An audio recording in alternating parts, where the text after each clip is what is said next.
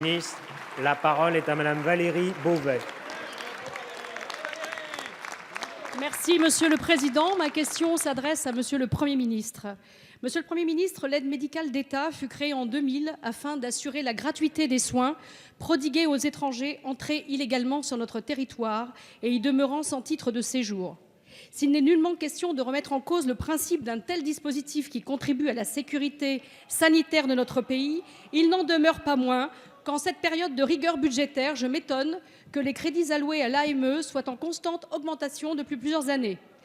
Ainsi, pour l'année 2018, ce n'est pas moins de 108 millions d'euros supplémentaires que vous proposez, soit une augmentation de 13%, portant ainsi le montant total de l'AME à plus d'1 milliard d'euros.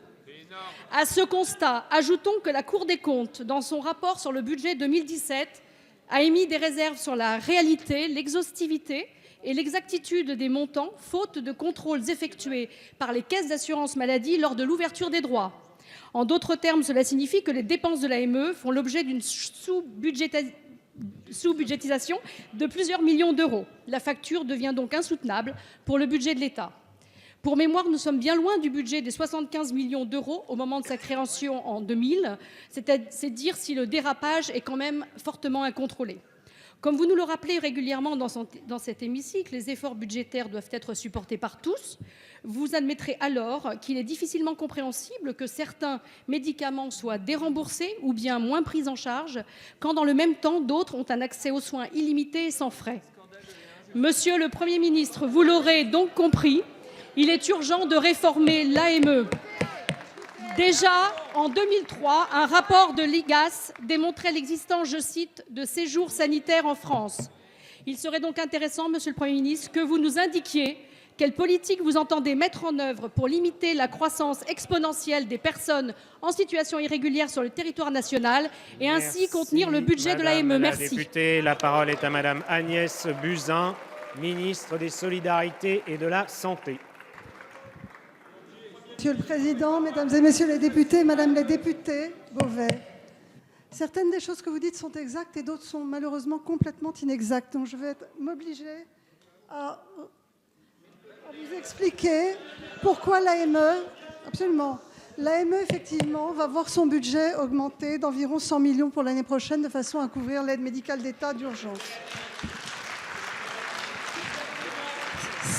C'est la seule chose exacte qui a été dite.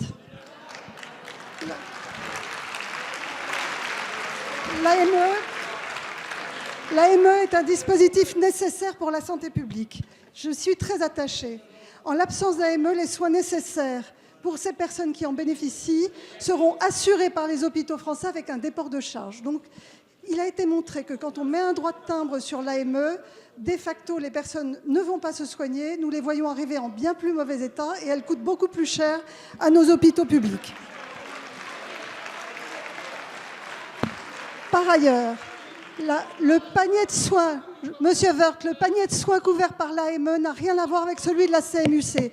Les patients qui reçoivent l'AME et qui sont couverts par l'AME ne sont pas remboursés pour les médicaments à 15%, par exemple. Donc, ils n'ont pas le droit à beaucoup de choses qu'ont droit tous les patients français couverts par l'assurance maladie. D'autre part, vous avez évoqué le fait que certains médicaments soient remboursés. Je tiens à l'affirmer ici devant vous, tous les médicaments déremboursés dans notre pays le sont pour des raisons scientifiques, uniquement scientifiques et jamais pour des raisons budgétaires. Donc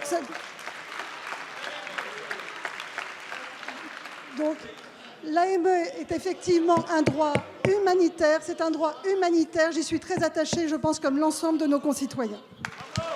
Merci. Madame la ministre.